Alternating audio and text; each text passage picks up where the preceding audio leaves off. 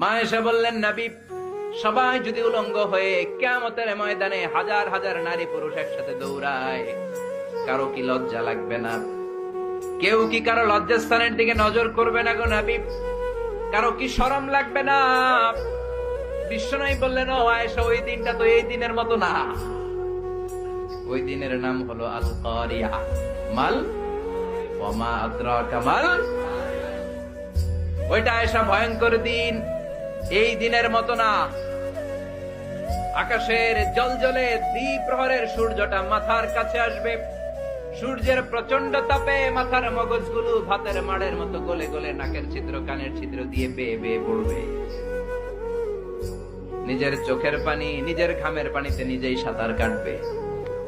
সবাই তৃষ্ণার্ত, ক্ষুধার্ত, ক্লান্ত, শ্রান্ত, পেরেশান। তৃষ্ণার চোটে গলার ছাতি ফেটে যায়, জিহ্বাটা বের হয়ে কুকুরের মতো নাভি পর্যন্ত জিহ্বাটা এসে ঝুলতে থাকবে।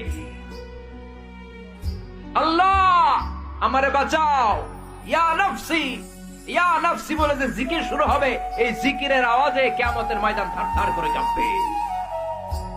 ও আয়েশা, সেদিন কেউ কাউরে চিনবে না রে আয়েশা।